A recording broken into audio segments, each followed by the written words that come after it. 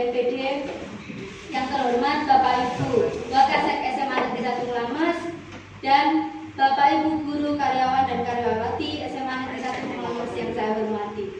Pertama-tama marilah kita panjatkan puja dan puji syukur kehadirat Allah SWT yang telah melimpahkan rahmat serta taufik hidayahnya kepada kita semuanya, sehingga kita dapat melakukan kegiatan rapat dinas serta sosialisasi budaya positif di SMA Negeri 1 Mulamas tanpa arah suatu apapun.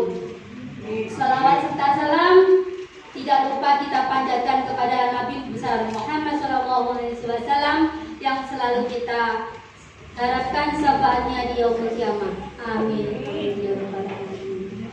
Selanjutnya, terima kasih atas waktu yang diberikan dan terima kasih kehadiran Bapak Ibu guru sekalian yang telah meluangkan waktunya untuk menerima dan mendengarkan untuk sosialisasi budaya positif di SMA Negeri 1 Mulamas. Mohon maaf Bapak Ibu, ini adalah salah satu tugas saya di JGP Angkatan 5 Kabupaten Madiun yang harus kami lakukan untuk menyampaikan informasi tentang budaya positif. Pelajaran kegiatan budaya positif ini adalah bahwa calon guru penggerak harus dapat mendemonstrasikan pemahamannya mengenai konsep-konsep inti dalam modul 1.4, yaitu berkaitan tentang budaya positif dengan membentuk komunitas praktisi yaitu di SMA Negeri 1 Mulamas serta bersama dengan calon-calon guru penggerak yang lain. Materi yang mau saya sampaikan untuk budaya positif ini ada 6, yaitu disiplin positif dan nilai-nilai kebajikan universal, teori motivasi, hukuman dan penghargaan, restitusi. Yang ketiga adalah keyakinan keras. Yang keempat adalah kebutuhan dasar manusia dan dunia kualitas. Yang kelima adalah 5 posisi kontrol. Yang keenam adalah segitiga restitusi. Positif dan nilai-nilai kebajikan universal. Menurut teori kontrol yaitu Dr. William Lester, ada suatu teori kontrol yang berkembang menjadi suatu choice teori yang merumuskan beberapa miskonsepsi tentang makna kontrol. Ada 4 ilusi yang salah yang terjadi di antara kita dengan kehidupan tentang kontrol. Yang sebenarnya kalau kita melakukan siswa itu sebenarnya dia itu menurunkan egonya untuk tetap melakukan apa yang kita perintah. Yang ilusi kedua yaitu bahwa semua penguatan positif efektif dan bermanfaat. Di sini penguatan positif itu berupa bujukan. Bujukan itu berupa bentuk-bentuk kontrol yang bersifat sementara. Karena apa? Suatu saat anak itu kalau sudah bisa menyadari dirinya akan menolak bujukan kita dan tidak sesuai dengan penguatan positif yang kita berikan. Ilusi yang ketiga adalah kritik dan membuat orang merasa bersalah dapat menguatkan karakter. Menggunakan kritik dan rasa bersalah untuk mengontrol murid menuju suatu identitas adalah gagal. Karena apa? Bisa saja mereka itu akan merasa bahwa dirinya itu terpojokkan. Kemudian yang pada akhirnya menyebabkan anak itu menjadi minder, kurang percaya diri. Ilusi yang keempat adalah bahwa orang dewasa memiliki hak untuk memaksa. Banyak orang dewasa yang percaya bahwa mereka memiliki tanggung jawab yang kuat untuk membuat murid-murid melakukan hal sesuatu. Padahal di sini pemaksaan itu tidak akan berjangka waktu panjang, karena nanti malah akan memunculkan suatu bentuk permusuhan atau kontrol diri yang tidak pas seperti itu. Itu menurut Dr. William Lester. Ada perubahan paradigma, stimulus respon dan teori kontrol. Siapakah yang sesungguhnya bisa memiliki kontrol. Nah, ini kita akan bahas. Jadi stimulus kontrol yang pertama itu mencoba mengubah orang agar berpandangan sama. Padahal menurut teori kontrol, kita itu berusaha memahami pandangan orang lain tentang dunia. Yang kedua, perilaku buruk dilihat sebagai suatu kesalahan. Padahal menurut teori kontrol, semua perilaku itu memiliki tujuan tertentu. Yang ketiga, stimulus respon orang lain bisa mengontrol saya. Itu adalah salah. Karena apa? Hanya Anda sendiri atau kita sendiri yang bisa mengontrol diri kita. Saya bisa respon tentang pemaksaan. Pemaksaan ada saat tujuan gagal. Padahal menurut teori kontrol, kolaborasi dan konsensus menciptakan pilihan-pilihan baru. Terakhir, untuk model berpikir stimulus respon itu ada menang dan kalah. Tapi kalau menurut teori itu adanya adalah menang dan menang. Wah, Seperti itu. Kita lanjutkan ke makna disiplin. Makna disiplin berasal dari kata belajar. Makna disiplin itu bisa berkonotasi dari murid-murid Sokrates dan Plato. Disiplin diri membuat orang menggali potensinya menuju suatu tujuan dan apa yang dia hargai. Namun dalam budaya kita, kata disiplin sudah berubah menjadi suatu yang dilakukan seseorang pada orang lain untuk mendapatkan kepatuhan. Dan kecenderungan umum menghubungkan kata disiplin dengan satu, tidak nyaman, dua, bukan dengan apa yang kita hargai, tiga adalah pencapaian suatu tujuan yang mulia. Menurut Ki Hajar Dewantara, disiplin itu adalah di mana kemerdekaan, disitulah ada disiplin yang kuat. Nah, disiplin itu berasal dari self-disiplin, yaitu dari diri kita sendiri yang mewajibkan kita sekeras-kerasnya. Kemudian, jika kita tidak mampu melakukannya, maka wajiblah penguasa lain mendisiplinkan diri kita sehingga mengikuti aturan yang ada. Itulah yang ada dalam suasana yang merdeka. Berdasarkan pernyataan Ki Hajar Dewantara ini, bahwa kemerdekaan itu adalah bisa menciptakan murid yang merdeka. Di situ pasti ada suatu disiplin yang kuat. Oleh sebab itu, merdeka sama dengan disiplin mengatur diri kita, memerintah diri kita untuk melakukan sesuatu. Nilai-nilai kebajikan universal. Menurut teori kontrol oleh Dr. William Glasser, bahwa merupakan nilai-nilai kebajikan universal suatu perbuatan yang memiliki tujuan tertentu. Sedangkan menurut Gian Gosen menyatakan bahwa nilai-nilai kebajikan diyakini seseorang akan memberikan motivasi intrinsik akan terbangun, sehingga menggerakkan motivasi dari dalam dan mencapai tujuan yang dimuliakan. Berdasarkan beberapa institusi dan organisasi pendidikan menyatakan bahwa nilai-nilai keyakinan diyakini dan disepakati bersama, sehingga salah satu nilai kebajikan yang dimiliki oleh anak Indonesia harapannya dengan kurikulum merdeka ini bahwa anak memiliki karakter profil pelajar Pancasila. Berikut ini adalah nilai-nilai kebajikan pada siswa berdasarkan profil pelajar Pancasila, yaitu beriman bertakwa kepada Tuhan Yang Maha Esa, berakhlak mulia, mandiri, bernalar kritis, berkebinekaan tunggal, global, gotong royong, dan kreatif. Ini contoh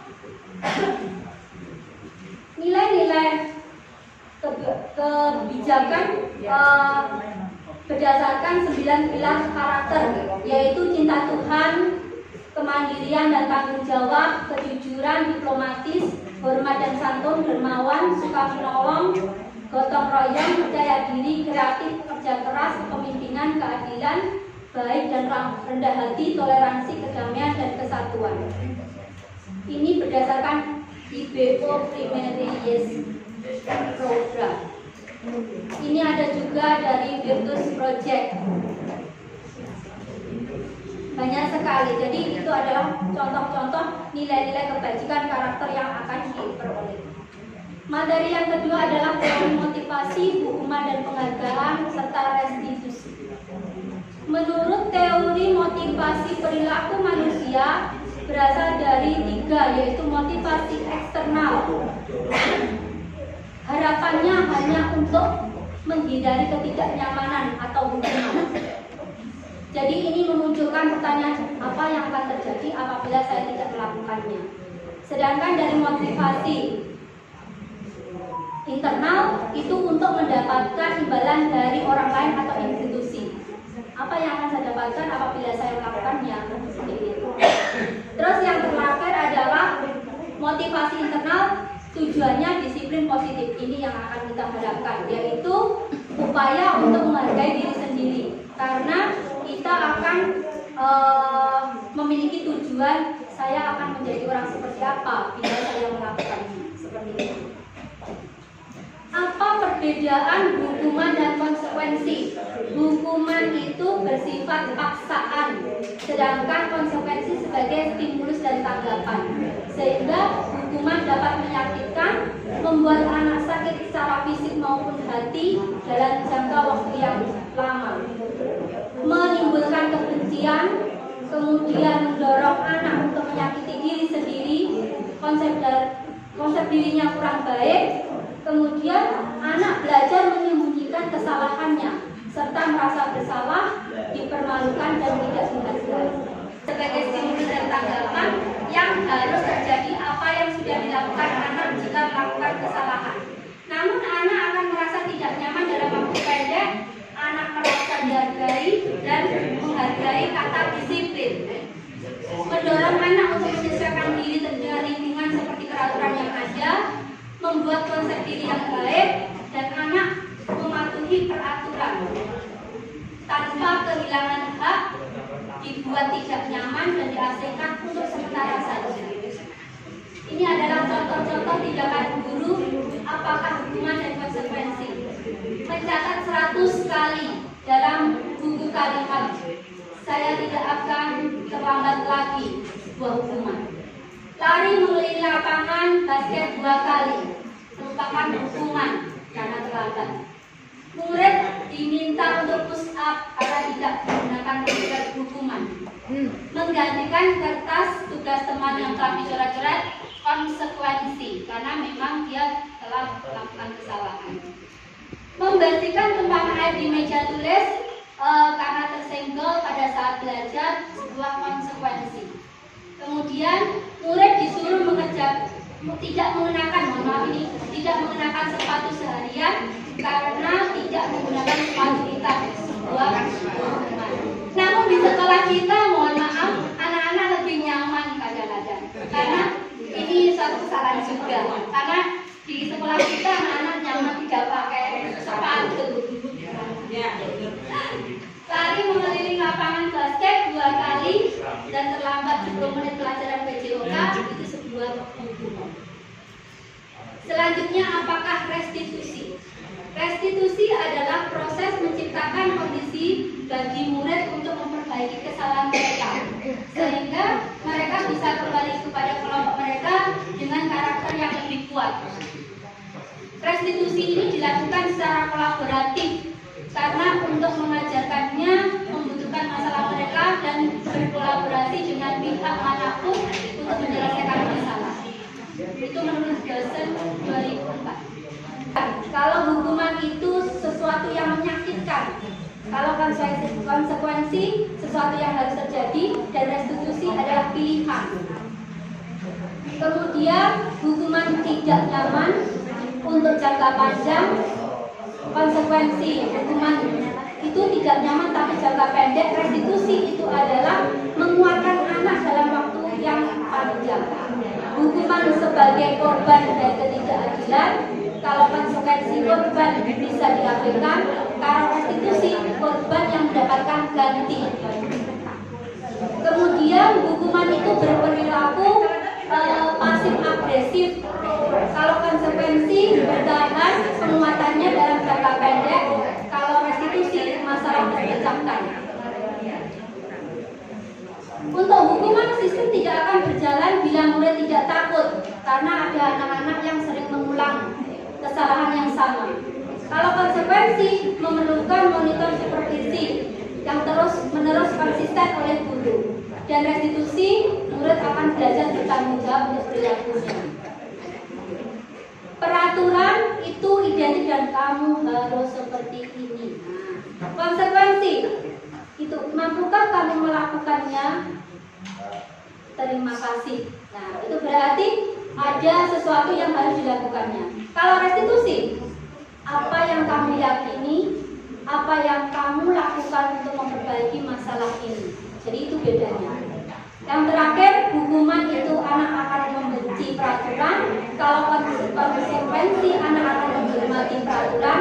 Sedangkan restitusi itu anak akan menghormati dirinya sendiri dan orang lain. Jadi yang bersifat negatif itu adalah hukuman, konsekuensi itu netral, dan restitusi itu bersifat positif. Harapannya kita akan melakukan segala masalah anak menyelesaikannya dengan restitusi. Ini adalah suatu definisi dari suatu penghargaan. Katanya ada suatu pemikiran atau pernyataan dihukum oleh penghargaan. Karena apa? Penghargaan dapat berpengaruh jangka pendek dan jangka panjang. Penghargaan itu bisa menghukum. Penghargaan bisa mengurangi ketepatan dan bisa tidak efektif. Juga bisa merusak hubungan, mematikan kreativitas. Karena anak-anak yang tidak mendapatkan penghargaan akan merasa minder dan tidak percaya diri. Dan yang terakhir, penghargaan dapat mengurangi motivasi intrinsik. Materi yang ketiga adalah keyakinan kelas. Keyakinan kelas ini dibutuhkan dalam suatu sekolah agar menciptakan siswa yang memiliki budaya positif, sehingga keyakinan kelas atau sekolah ini bersifat abstrak, merupakan pernyataan yang universal dan berbentuk suatu perbuatan bentuk positif. Ini adalah keyakinan kelas yang akan membentuk budaya positif. Mengapa tidak peraturan saja? Mengapa harus keyakinan kelas? Karena dari peraturan kelas akan membentuk suatu keyakinan kelas yang disepakati oleh anak-anak secara bersama di kelas, yang nanti akan menghasilkan lingkungan yang positif di sekolah dan menciptakan siswa yang berkarakter budaya positif.